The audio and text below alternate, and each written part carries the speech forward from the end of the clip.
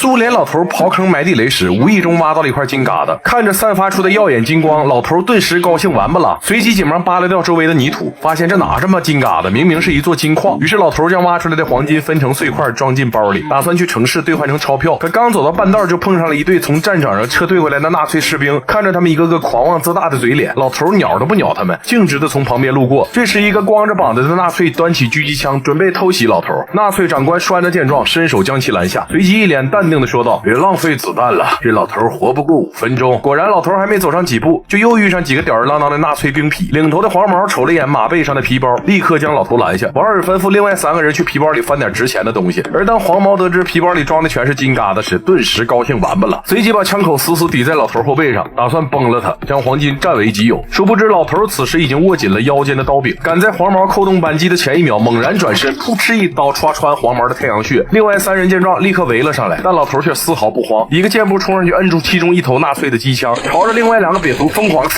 往后有180度旋转枪口抵在最后一头纳粹的下巴上，只听砰的一声，小瘪犊的脑瓜篮瞬间被击穿。栓子听到身后传来凌乱的枪声，觉得不太对劲儿，立刻命令坦克停止前进。然而他赶回事发地时，发现4头手下嘎了3个，只留下1个还剩一口气儿。于是栓子赶忙上前询问情况，结果士兵刚递给他一块拳头大小的金子，就当场嘎了。意识到老头身上指定还有他们老多黄金了，栓子立刻下令展开追击。眼瞅着坦克离自己越来越近，老头立刻快马加鞭的向前跑去。栓子见状，直接朝老头发射了1枚炮弹，并安排机枪手朝着马后定疯狂。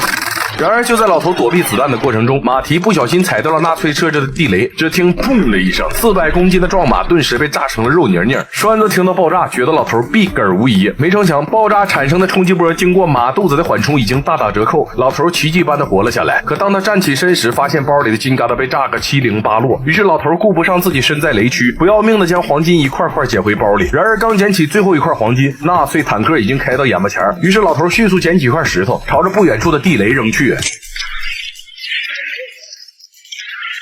面对纳粹的追杀，老头利用地雷爆炸引起的巨大烟尘阻挡他们的视线。纳粹长官栓子见状，立刻下令命所有人火力全开，绝不能让老头给他们眼皮底下逃走，因为他随身携带的包里装的是满满登登的黄金。而老头虽然有浓烟作为掩护，但面对如此猛烈的枪林弹雨，还是只能咬紧后槽牙，利用盾牌尽力躲避。一番扫射之后，栓子命令一头纳粹小兵去浓雾里查看情况，谁知还没走几步，一颗地雷就突然迎面砸来，只听砰的一声，纳粹小兵顿时就被炸成了一滩肉泥。面对如此血腥的场面，栓子脸上没有一丝怜悯，扭过头再次挑选了2个倒霉蛋，让他们从2侧切入。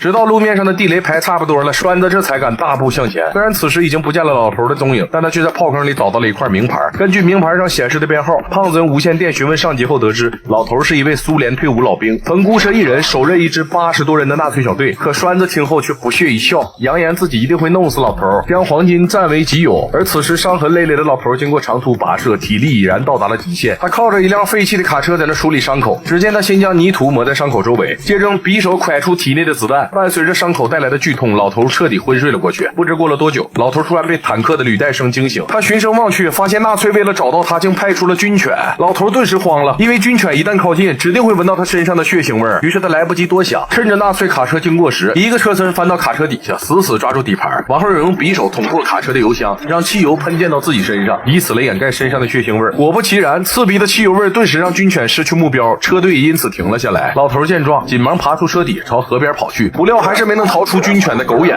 于是纳粹立刻松开狗绳，释放军狗前去追击。而老头也知道自己肯定没狗跑得快，随即掏出了一根火柴，滋啦一下引燃身上的汽油。利用火焰成功吓退军犬后，老头迅速跑到河边，纵身一跃跳进河里。王赫尔奋力游到对岸，暂时躲过了纳粹的追击。然而当他逃到一处废弃的加油站，准备歇一会儿时，身上的伤口突然血流不止，没一会儿就彻底昏死过去。等他再次醒来，只见栓子命令一头小兵将老头吊起来，然后抢走他身上所有的黄金，潇洒离开。本以为老兵这些必死无疑，没成想他竟然将柱子上露出的钢筋活活插进腿里，以此作为支撑点，防止自己被勒死。就这样，老兵忍着剧痛坚持了整整1夜。第二天一早，一架纳粹飞机悠的一下从头顶掠过，降落在废弃加油站附近，打算补给点汽油。殊不知低空飞行引起强大的气流，瞬间震掉了广告牌上松动的螺丝，脚绳顺着柱子的倾斜面悠的一下滑落在地。一名飞行员看老兵还有呼吸，掏出 biu biu 枪准备将其击毙，谁知没来及开枪，老兵就朝他的脖梗子一记重踹，飞行员的大脑瓜子咣当一下磕石头上，当场嗝屁。另一名飞行员听到动静赶来查看，结果刚扭头就被老兵一板砖闷倒在地。看着手里仅剩的一块金疙瘩，老兵暗自发誓，一定要让抢走黄金的栓子血债血偿。就在此时，两个掉队的纳粹照骑着偏三轮经过，看着老兵凶神恶煞的眼神，那是屁都没敢放，扔枪弃车就撩。于是老兵骑上了偏三轮，对栓子展开了追击。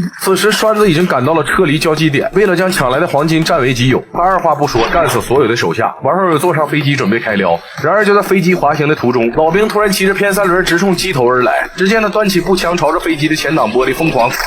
但是这并没有把飞机逼停。眼瞅着飞机即将离地，老兵悠的一下扔掉步枪，举起铁镐，气势汹汹地冲到机身之下。随着飞机顺利升空，栓子瞅了眼地上的偏三轮，以为成功甩脱了老兵，殊不知老兵在起飞前的一瞬间将铁镐牢牢地嵌入机身。此时的他就悬挂在飞机的正下方。完后老兵双腿盘在起落架上，抄起铁镐对机身不断地敲击，终于在凿了749下之后，从机身下凿出个缺口，成功爬进机舱。栓子听到动静，端起步枪去后舱查看，谁知刚呲盖一下打开肛门，老兵的铁镐直接就飞了过来，随即俩人便在1000米高空展开激烈肉搏。然而老兵本就身受重伤，压根不是栓子的对手，很快就被打得站不起来了。可栓子还不解气，他要取下捆绑货物的绳子缠到手上，利用绳尾的金属扣狠狠抽打老兵的脸蛋。就在老兵被抽的只剩最后一口气时，他突然看到眼前的炮弹，于是凭借最后的意志支起身体，一把抓住栓子抽来的绳子，将金属扣挂在炮弹上。